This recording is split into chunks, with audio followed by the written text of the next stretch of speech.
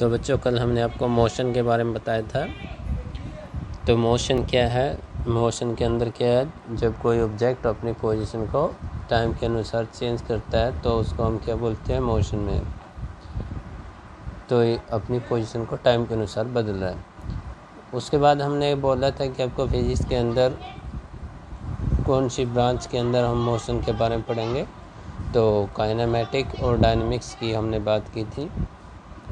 उसके बाद हमने पॉइंट ऑब्जेक्ट की बात की थी। तो पॉइंट ऑब्जेक्ट के बारे में आपको बताया था कि कोई ऑब्जेक्ट अपने से ज़्यादा डिस्टेंस और ट्रेवल कर ले, यानी अपने साइज से ज़्यादा, तो उसको हम बोलेंगे कि वो पॉइंट ऑब्जेक्ट की तरह एक जो उसने डिस्टेंस ट्रेवल किया है उसके कंपैरिजन में।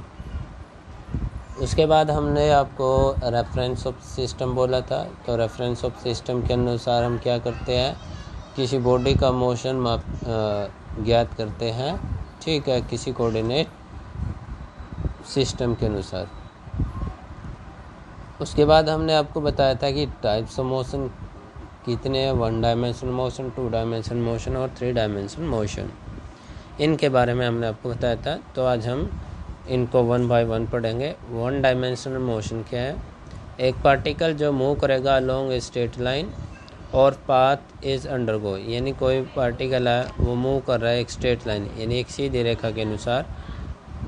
तो यहाँ पर ये भी लिखा गया कि जो पाथ है उसका जो रास्ता है वो अंडरगो 1 डायमेंशनल मोशन के अनुसार, यानी एक ही डायमेंशन में, एक ही विमा में है। For example motion of train, यानी आपने देखी होगी रेल है वो एक ही सीधी दिशा में चलती है along a straight line, straight line के अनुसार, यानी जो उसकी पटरी है उसके ऊपर।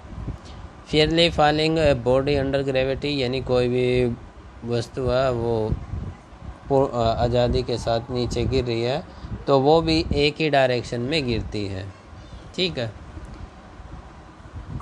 2 डायमेंशनल मोशन की बात करें तो 2 डायमेंशनल मोशन के एक particle moving in a plan, तो एक प्लेन के अंदर है वो मूव कर रही है तो उसको हम क्या बोलेंगे, 2 dimensional motion. A particle moving in a plane is said to undergo 2 dimensional motion.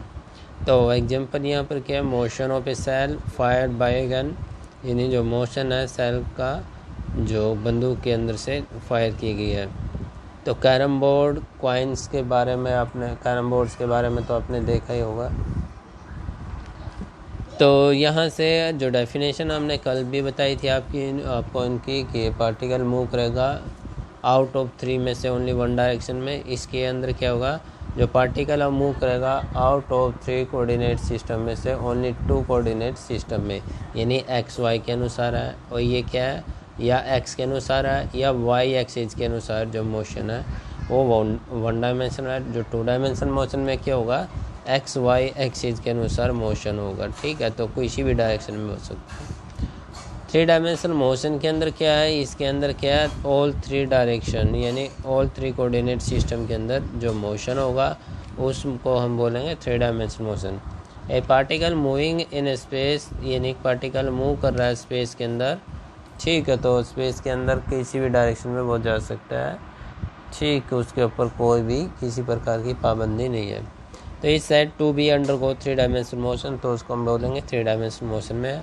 Example यहाँ पर एक काइट इन द स्काई, तो जो मोशन है, जो आप पतंग उड़ा रहे हो आकाश में, तो किसी भी डायरेक्शन में चला जाए तो ऊपर भी नीचे भी, ठीक है, दाएं बाएं तो भी, ठीक है। तो इस तरीके से वो है वो हर डायरेक्शन के अंदर मूव कर रहा है। तो मोशन ऑफ एरोप्लेन, तो एरोप्लेन का मोशन है वो भी क्या है, 3 डायमेंशनल मोशन है। अब हमने 2 टर्मों के बारे में पढ़ना है, पाथ लेंथ और डिस्प्लेसमेंट। तो पाथ लेंथ क्या है, for a particle in motion, यानी कोई पार्टिकल मोशन के अंदर है, जो total length of actual path जो ट्रेवल्स किया उसने between initial and final position के बीच में, और the particle is known as total path length. यानी ये क्या कह रहा है कि जो पार्टिकल मोशन में है और जो उसने टोटल लेंथ है, ठीक है, the total length of the actual path length की और ट्रेवल्स की है इनिशियल फाइनल पोजीशन के बीच में। देखो बच्चों, ये इनिशियल पोजीशन है, फाइनल पोजीशन है। ये यहाँ से इसने ये रास्ता ट्रेवल किया तो ये भी इसका पाथ लेंथ है, या इसने इस तरीके से जाके किया तो ये भी पाथ लेंथ है, या इसने ऐसे किया तो ये भी क्या है, इसका पाथ लेंथ है। तो या इसने ऐसे करके ऐसे यहाँ से आके इस पर पहुँच गया, तो ए से बी तक के पहुँचने की जो लेंथ है वो उसकी क्या होगी, टोटल पाथ लेंथ यानी डिस्टेंस कहलाएगी। ठीक, तो यहाँ पर इसकी ये डेफिनेशन है जो हमने आपको 10th क्लास के अंदर भी अच्छे से पढ़ाई है। डिस्प्लेसमेंट की बात करें तो डिस्प्लेसमेंट क्या है, of A particle in A given time. एक पार्टिकल जो एक दिए गए समय में, ठीक है, मोशन में है, जो उसने गति की है, तो defined as the change of position of particle. तो उसने जो चेंज किया अपनी पोजीशन को पार्टिकल ने इन ए पर्टिकुलर डायरेक्शन, किस में, किसी एक पर्टिकुलर डायरेक्शन में एट दैट टाइम, उसी समय के अंदर। या इसको हम क्या बोल सकते हैं, जो शॉर्टेस्ट पाथ लेंथ है बिटवीन 2 पॉइंट्स, उसको हम बोल देंगे डिस्प्लेसमेंट। तो it is given by a vector drawn. इसको हम एक वेक्टर ड्रा करके रिप्रेजेंट करते हैं its initial position to final position, यानी एक एरो का निशान हम लगाएंगे, यानी एक पर्टिकुलर डायरेक्शन के बारे में बताएगा ये।